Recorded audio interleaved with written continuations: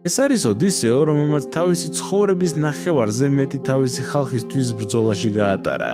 20 წლიანი ბრძოლების შემდეგ ის საბოლოოდ ბრუნდება თავის მიწაზე, რომელსაც ახლა მისი შვილი ტელემაქო მართავს, რომელსაც მამა არასოდეს უნახავს და რთული სიტუაციის წინაშე დგას. დედის ხელის მთხოვნელთა და ტახტის მითვისების მსურველთა რიგი ვრცელია. მათთან დაპირისპირება რომ ცუნდოდეს, ტელემაქო უფრო დიპლომატია ვიდრე მეომარი. ეს არის რბილი სიტყვები იმის სათქმელად, რომ ის არის მშიშარა, რომელიც ვერ ახერხებს ხმლის აღებას იმის დასაცავად, რაც მას სისხლით ეკუთვნის. წლების განმავლობაში ის მართავდა რბილი ხელით და პრობლემები დაგროვდა იმ დონემდე, რომ დიდებულები კარგავენ მოთმინებას მისი ხელმძღვანელობის მიმართ. დედოფალი პენელოპე ყოველდღე ლოცულობს ქმრის დაბრუნებისთვის, მაგრამ 20 წელზე მეტია, რაც არანაირი სიახლე არ ყოფილა, მას შეუძლია მხოლოდ იმედს და იმ დაპირებებს მიეჯაჭვოს, რომლებიც მან წასვლამდე მისცა. ერთ დილას ევრიმაქოსმა სოფლის ყველაზე ძლიერმა ახალგაზრდამ ტახტისთვის ბრძოლაში ტელემაქოსი გამოიწვია. მიუხედავად იმისა, რომ ეს უკანონოა, მისი მიზანი მეფის დამცირებაა, რომელიც კონფლიქტის მშვიდობიანად მოგვარებას ცდილობს. ამ მომენტში ანტინოოსი გამოჩნდა და საქმეში ჩაერია. ის ძალიან მდიდარი მკერავია, რომელმაც ევრიმაქოსის გაღიზიანება რამდენიმე მონეტით ჩააცხრო. შემდეგ ტელემაქოს დაეწია და გააფრთხილა, რომ მალე უზურპატორებს ვეღარავინ შეაჩერებს. ყოველდღე დიდებულები იკრიბებიან საერთო დარბაზში და საუბრობენ მის არაკომპეტენტურობაზე. მალე სიტყვები მუქარად გადაიქცევა და ვინმემ შეიძლება გადაკვეთოს ზღვარი და მოკლას იგი. ეს დედამისს დაუცველს დატოვებს. მათ მალე უნდა მიიღონ გადაწყვეტილება, ორივე სასიკეთოდ. ახალგაზრდა იცნობს ANTENOOS და იცის, რომ ის წესიერი ადამიანია. ის ეძებს მოწონებას დედამისის დაქორწინებისთვის, იმ არგუმენტით, რომ ეს საუკეთესოა ტახტისთვის. მათ არ შეუძლიათ დაუშვან, რომ ის არასწორ ხელში ჩავარდეს. ტელემაქო პირდება, რომ დაფიქრდება და გადის. მოგვიანებით ის ესაუბრება დედამისს, რომელიც ვეღარ ტოვებს ციხესიმაგრეს. ყოველ ჯერზე, როდესაც ის სტუმრობს ბაზარს, მასაც უხებენ ათობით მამაკაცი, რომლებიც მოსვენებას არ აძლევენ.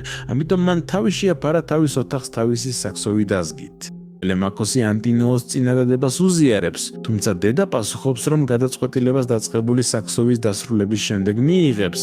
მიუხედავად ამისა, ის აღიარებს, რომ ანტინო წლების განმავლობაში კარგი მეგობარი იყო, სწორედ მან აჩუქა საქსოვი დაზგა და აწვდის მას მთელ მატყლს, რაც მას ჭირდება.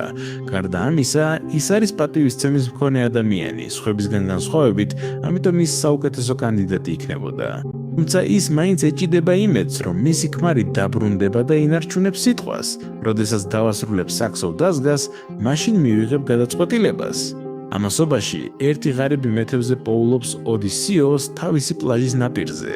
კაცი თითქმის მკვდარია, ამიტომ ის ატვირთავს მას და მიხავს თავის სახლში, სადაც უვლის მის ჭრილობებს. მისი სახელია ეუმეო და მიუხედავად იმისა, რომ მას ბევრი არაფერი გააჩნია, ორჯერ არ ფიქრობს თავისი რესურსების დახარჯვაზე სიცოცხლის გადასარჩენად. ფილოსოფია, რომელსაც არ იზიარებს ჰიპოტას, რომელიც კამათობს მასთან იმის გამო, რომ ხარჯავს იმ ცოტას, რაც გააჩნიათ სრულიად უცხო ადამიანზე.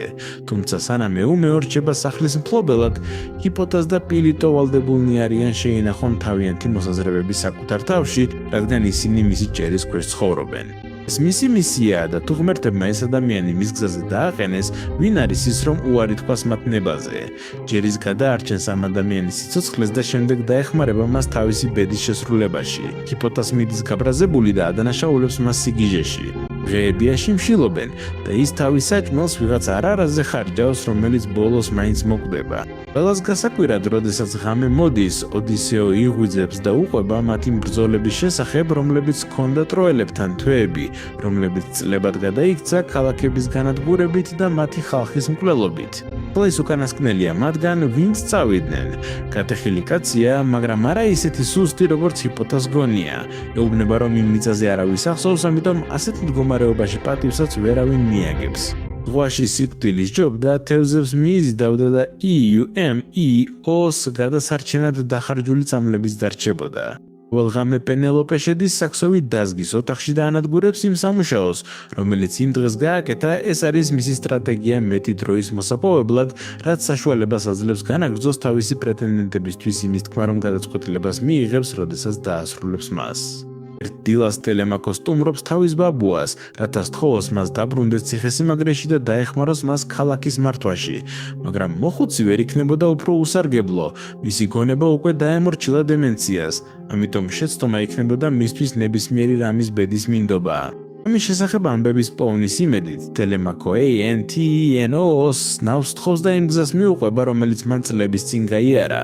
დედის კურთხევის გარეშე მიდის, რადგან დღევანდელი მდგომარეობით სასოწარკვეთილია. პენელოპე ძალიან გვიან იგებს, მისი შვილი წავიდა. ანტინო უხსნის მას მოგზაურობის მიზანს და სთავაზობს დახმარებას, მაგრამ მხოლოდ იმ შემთხვევაში, თუ ის მიიღებს მას. ანტინო პატივისცემით იქცევა, რადგან იცის, რომ პენელოპე მტკიცე და შეუდრეკელი ქალია და მეტოქეთა ხერხებს არ დანებდება. თუმცა დრო რომ მოვა TEEMRC. ყველივე ამის შემდეგ ის არის გამომთვლელი ადამიანი, რომელმაც არ მიაღწია დიდებულებას ყველასთან იმავე პატივისცემით მოპყრობით, როგორც მასთან. რამდენიმე დღის შემდეგ ოდისეოს მამის გარდაცვალების შესახებ სიახლე ვრცელდება კუნძულზე. ოდისეო ესწრება დაკრძალვას უსაფრთხო დისტანციიდან. ჯერ კიდევ არ არის მზად თავისი ხალხის წინაშე გამოსაჩენად.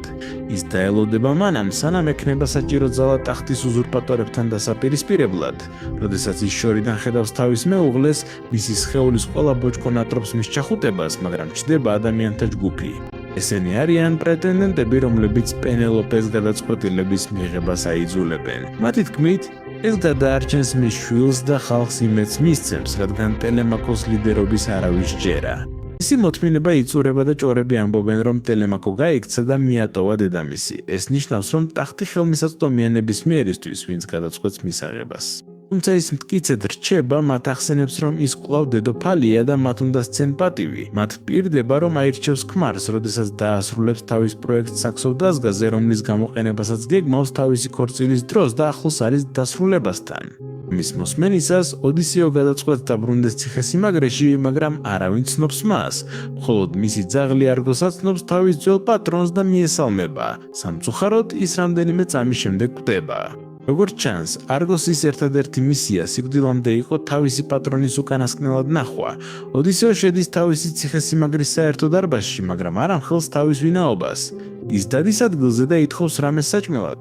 აცხადებს რა, რომ არის ტროას ომის ძველი ჯარისკაცი. დარბაზში მყოფი მამაკაცები დასცინიან მოხუცს და სახეში ესვრიან საკვებს და ღვინოს. შემდეგ კი აიძულებენ მას ებრძოლოს თავის წონაზე სამჯერ უფრო მძიმე ოპონენტს. მიუხედავად უპირატესობისა, ოდისეო კლავს გიგანტს ერთი დარტყმით. ის მიდის იმედგაცრუებული, როდესაც ხედავს, რად გადაიქცა მისი სახლი. ეს არის მთვრალების და ლოთი დიდებულების ბუდე, რომლებმაც დაკარგეს მოვალეობის გრძნობა, მაგრამ წასვლამდე პენელოპე ჩნდება და ეპატიჟება მას დარჩენისკენ, უბრძანებს რა თავის ძველ მოსამსახურეს, რომ მოემსახუროს მას.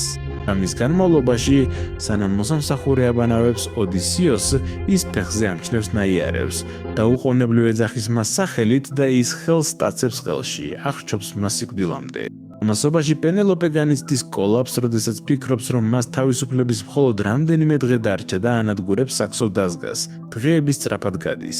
Telemachus ბრუნდება ცარიელი ხელებით, რაც ადასტურებს მის უუნარობას ნებისმიერი დავალების მიმართ. პენელოპე აფრთხილებს მას, რომ უნდა წავიდეს, თორემ მისი სიცოცხლე საფრთხეში ჩავარდება. ამ მომენტში ანტინო წარდგება ქორწინების ოფიციალური წინადადებით და როგორც ჩანს, პენელოპეს შეუძლია მისი მიღება. გარდა ამისა, Telemachus ტოვებს ციხესიმაგრეს. ანტინო უბრძანებს თავის მამაკაცებს, რომ დაიჭირონ იგი, მაგრამ ის უკვე გაუჩინარებულია და ხვდება EUMEOS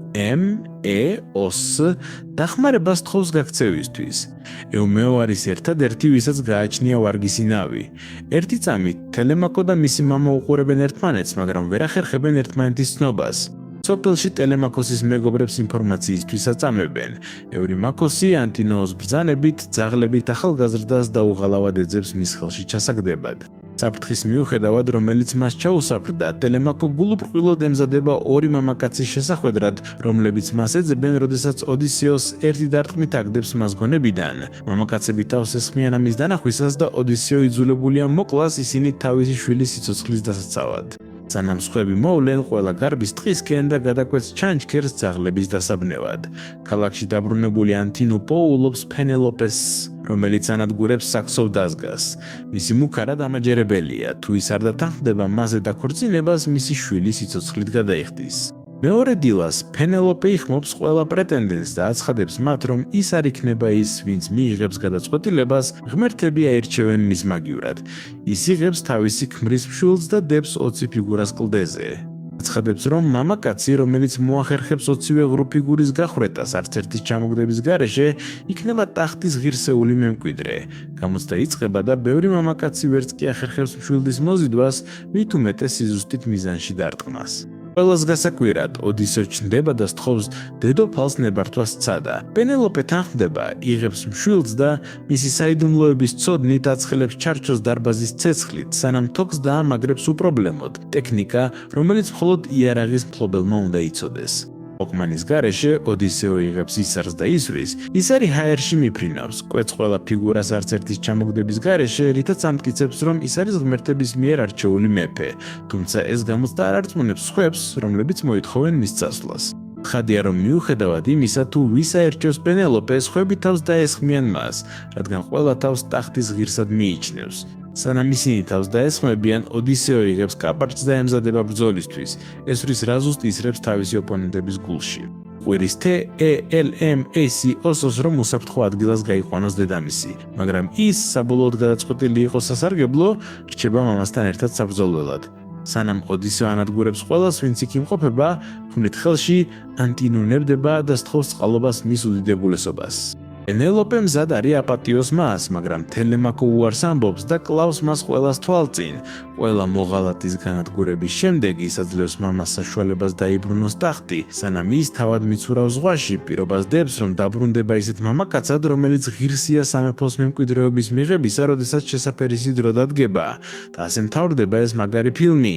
გამოიწერეთ არხი, გააქტიურეთ შეტყობინებები და მადლობა ყურებისთვის.